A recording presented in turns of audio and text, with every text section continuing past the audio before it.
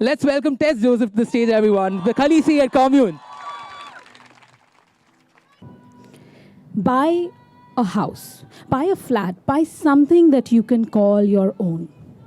My mom often talked about the fact that she had nowhere to call her own, especially when she'd had enough of everybody at home, of my baba and my uncle, and she would want to get away, and I would tell her, come to Bombay. And she'd turn around and tell me, and what, to be captive in your house? So I decided this is what I have to do. I will get a home. And I went out and I said, all right, found a broker. I'd moved to Bombay and I had saved money because I'd been working corporate for about 7 years. Tirelessly, endlessly, I had saved. And my parents had just sold a place, so they added a little more to my flat fund. I saw place after place after place, and none quite worked out until I reached this quaint little society in Warsaw. You know, the kind that has no lift, just 3 floors, and overflows with one promise: redevelopment. I was looking for a distress sale, all right? It had to be a distress sale because the only thing you feel when you're trying to buy property in Bombay at actual prices is distress and heartache. Sometimes a heart attack also might follow. And thankfully, this flat was clearly part of my distress sale descriptive. I reached the building to meet this potato-colored, potato-shaped, fully grown, desi pedigree dog who hopped up the stairs with me and plonked himself outside the flat I was meant to see and did this, as though as to enter, take a look around, and then come back to me if you like it. Motsa. Motsa was my broker, and I was in love.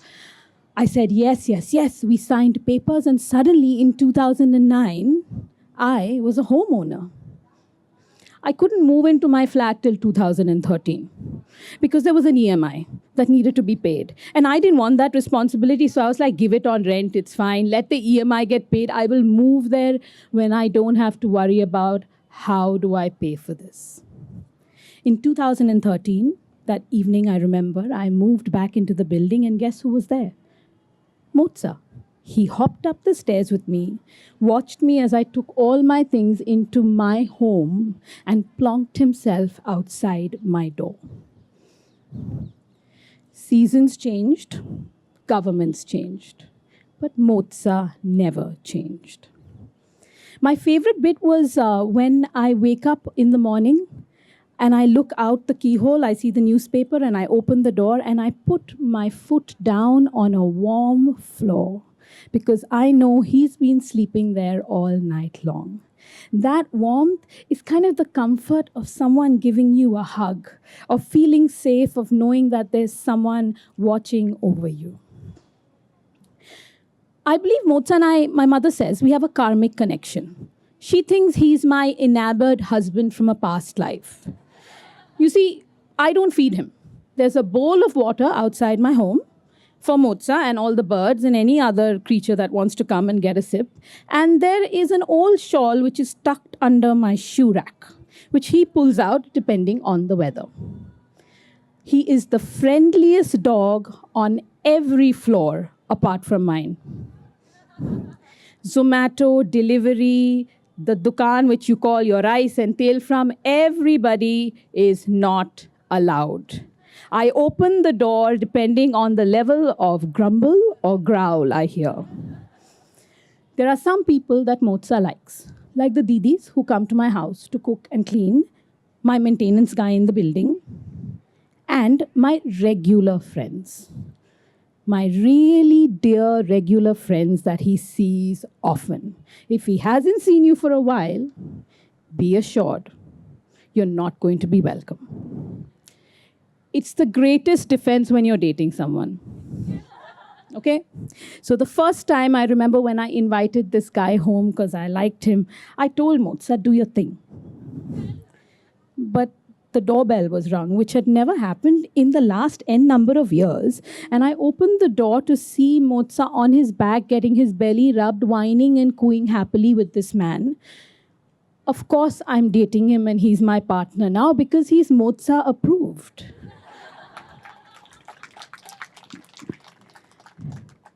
So this was our ritual every day, and my favorite part will always remain my mornings with Motsa and that warm floor.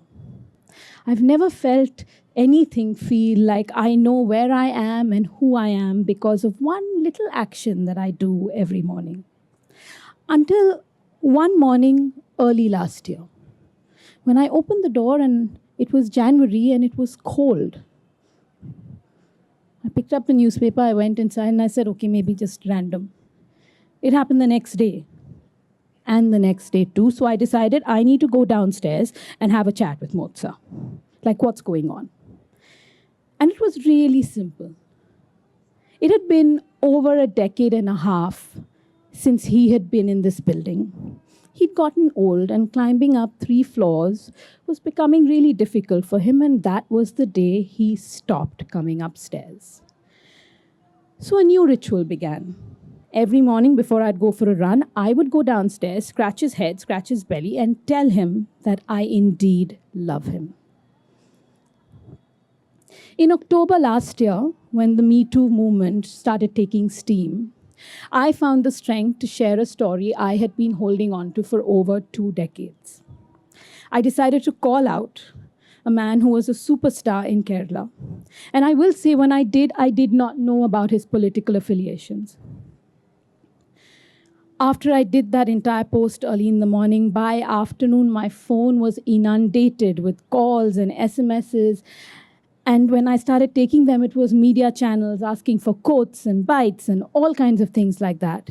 Everything was fine. I was holding my own until one call, where a man picked up and he said, "Madam, where are you?"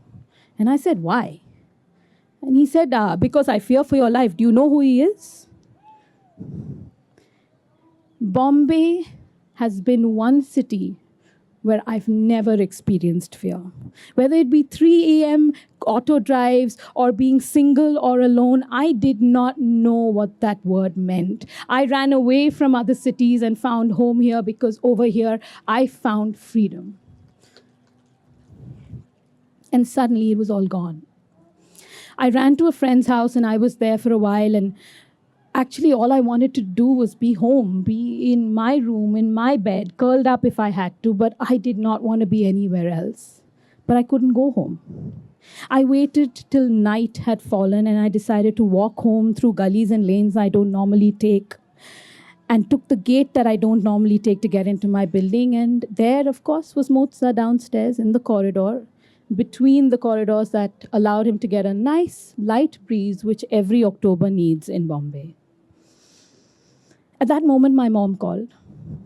And she said, "You know, baby, I really wish I was there with you." And I could hear a quiver in her voice. And I decided to hold it all together and say, "Mama, don't worry, I'm fine." My partner called me a bunch of times, and I did that. The brave face. "I'm fine, don't worry." I put down the phone, and I went to Motsa, and I said, "Motsa, come up. Will you come up with me, please?" And I started walking up the stairs, and he didn't. I went up, got into my house, and night has a way of bringing alive your worst fears. I must have peeked through that keyhole 1,000,000 times just to check if anybody was there, or if at least Motsa was there. And he wasn't. I think by about 11 or 11:30, exhaustion got the better of me and I fell asleep. The sunrise woke me up like it did every single day. And I went to the door and I looked out, and there was no one, just the morning paper. I opened the door and I put my foot down on a very warm floor.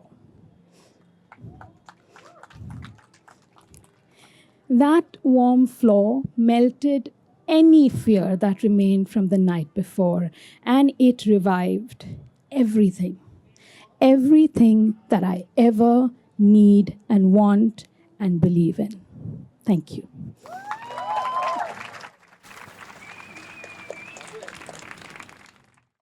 You just saw this video. If you like it, then you must share it. You should also physically like it, and you should subscribe to the channel.